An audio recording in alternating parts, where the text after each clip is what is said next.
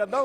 రామకృష్ణ గారు, సరే మీ ప్రతిపాదనని కూడా అంత ఈజీ అయిన ప్రతిపాదన కాదు కానీ బట్ దాన్ని పాజిటివ్గా డిస్కస్ చేద్దాం అనే ఒక అంశాన్ని మాత్రం చెంగలరెడ్డి గారు చెప్పడం జరిగింది.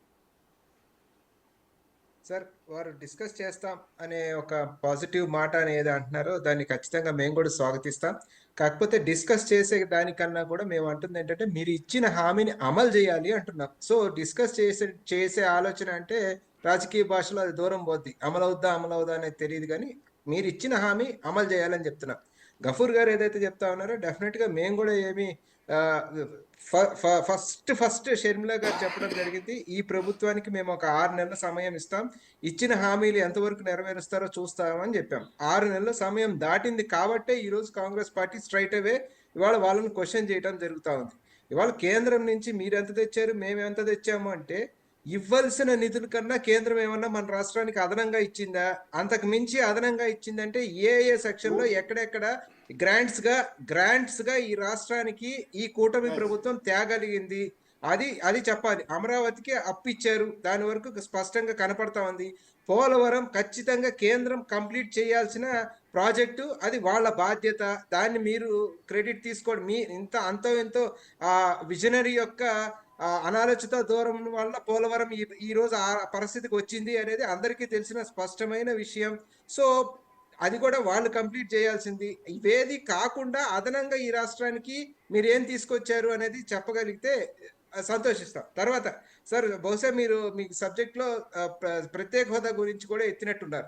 ప్రత్యేక హోదా గురించి మన్మోహన్ సింగ్ గారు రాజ్యసభలో అనౌన్స్ చేసిన తర్వాత, వెంకయ్య నాయుడు గారు 5 సంవత్సరాలు కాదు 10 సంవత్సరాలు కావాలి అని చెప్పిన తర్వాత, చంద్రబాబు నాయుడు గారు 10 సంవత్సరాలు కాదు దాన్ని 15 సంవత్సరాలు ఉంచాలి అని చెప్పిన తర్వాత, కాంగ్రెస్ ప్రభుత్వం యూపీఏ ప్రభుత్వం కేబినెట్ యొక్క ఆమోదం తెలిపి ప్లానింగ్ కమిషన్కి పంపించిన తర్వాత ఈ 10 సంవత్సరాల కాలంలో అమలు చేపించుకోలేకపోవడం, ఇక్కడ ఈ 10 సంవత్సరాలు ప్రభుత్వాలు నడిపిన 2 ప్రభుత్వాల యొక్క చేతగానితనంగానే మనం చూడాలి. ఎందుకంటే ఒక క్యాబినెట్ డెసిషన్ జరిగింది, ప్లానింగ్ కమిషన్ పంపడం జరిగింది, దాన్ని మనం 10 సంవత్సరాల పాటు సాధించుకోలేకపోవడం అనేది ఎవరి యొక్క సమర్థతో ఎవరి యొక్క అసమర్థతో ఇవాళ ఇక్కడున్న పరిపాలించిన పార్టీలు చెప్పాల్సిన అవసరంగా మనం భావించాలి.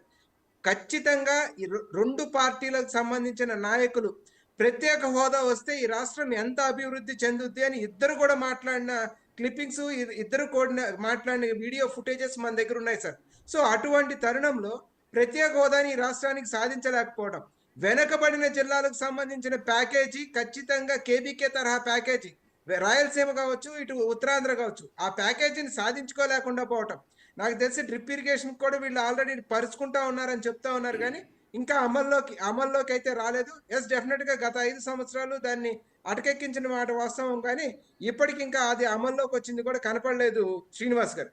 ఇకపోతే విశాఖపట్నం స్టీల్ విషయానికి కూడా వచ్చినప్పుడు 11,400 కోట్లలో కూడా ఇవాళ కేంద్ర ప్రభుత్వం ఏం చెప్తా ఉందంటే 10,000 కోట్లు ఈక్విటీ డిపాజిట్ అని చెప్తా ఉంది. ఈక్విటీ డిపాజిట్ అంటే వాటాలు వారు చూసుకుంటారు, వాటాలు కేంద్ర ప్రభుత్వం తీసుకుంటుంది, నిధులేమి కూడా ఇప్పుడు ఆ 10,000 కోట్లు జమ, నాకు అర్థమైనంత వరకు 10,000 కోట్లు జమ అయ్యేది ఉండదు.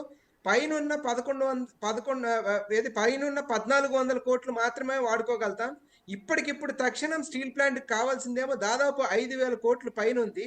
ఆ గతంలో Congress party Visakha steel plant ని స్థాపించి ఆ స్టీల్ ప్లాంట్ ని ఎక్స్పాండ్ చేసి ఆ స్టీల్ ప్లాంట్ ని జాతికి అంకితం చేసి దానికోసంగా పివి నరసింహరావు గారి హయాంలో ఒక 2,000 కోట్లు అదనంగా నిధులు ఇచ్చి ఆ తర్వాత ఆ స్టీల్ ప్లాంట్ ని 3 లక్షల మిలియన్ టన్నుల నుంచి 7 లక్షల మిలియన్ టన్నులు దాన్ని ఎక్స్పాండ్ చేసి తర్వాత కుదిరేముక్ రాయదుర్గ స్టీల్ కార్పొరేషన్ తో మైనింగ్ ని కూడా ట్రైపార్ట్ అగ్రిమెంట్ కూడా జరిగిందండి. ఆ మైన్స్ ని విశాఖ స్టీల్ కి ఇచ్చేటట్టుగా కుదిరేముక్ రాయదుర్గ స్టీల్ ఆర్గనైజేషన్ తో ట్రైపార్ట్ అగ్రిమెంట్ కూడా జరిగింది.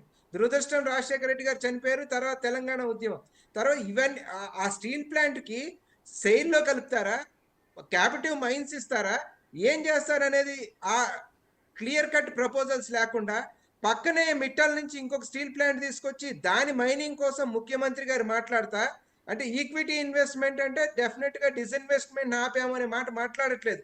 ఖచ్చితంగా అమ్ముతాము, డిస్ఇన్వెస్ట్ చేస్తాము అని మోడీ ప్రభుత్వం చెప్పిన తర్వాత నిర్మలా సీతారామన్ గారు డిస్ఇన్వెస్ట్మెంట్ చేస్తామా లేకపోతే మూసేస్తామా అని మాట్లాడిన తర్వాత వీరి వాళ్ళు ఇచ్చిన ఏదైతే తాత్కాలిక ఉపశమనం ఉందో సెప్టెంబర్ నుంచి ఈ రోజు వరకు జీతాలు లేవండి. అక్కడ విఆర్ఎస్ తీసుకొని వెళ్ళిపోమని చెప్తా ఉన్నారు ఉద్యోగస్తుల్ని పంపించేసి డబ్బులేమో మా జీతాలకు వస్తాయని ఆశపడుతున్నారు కార్మికులు, సంతోషంతో ఇవాళ సంబరాలు చేసుకున్నారు అంటున్నారు. మీరేమో అసలు ఆ డబ్బులు దేనికి ఉపయోగపడతాయి ఇంతవరకు క్లారిటీ లేదని మీరు అంటున్నారు. మీకేమన్నా అర్థమైందా? పోనీ 35,000 కోట్ల బకాయి ఉంది సార్. వస్తా కంక్లూడ్ చేయండి రామకృష్ణ గారు. ఆ క్లారిటీ ఈ కేంద్ర ప్రభుత్వం ఇవ్వలేదు. అమరావతి విషయంలో ఏ రకంగా అయితే 15,000 కోట్లు బడ్జెట్ లో అనౌన్స్ చేసి దాన్ని అప్పుగా మార్చి ఆంధ్ర రాష్ట్ర ప్రజలందరినీ తప్పుదోవ బట్టి మోసం చేశారో, ఇక్కడ కూడా ఒక పెద్ద గేమ్ జరగబోతా ఉంది. డిస్ఇన్వెస్ట్మెంట్ ని ఆపుతున్నాం అనే మాట కేంద్ర ప్రభుత్వం దగ్గర నుంచి రాలేదు. చాలా ప్రమాదం దాగి ఉంది. పివి శ్రీనివాస్ గారు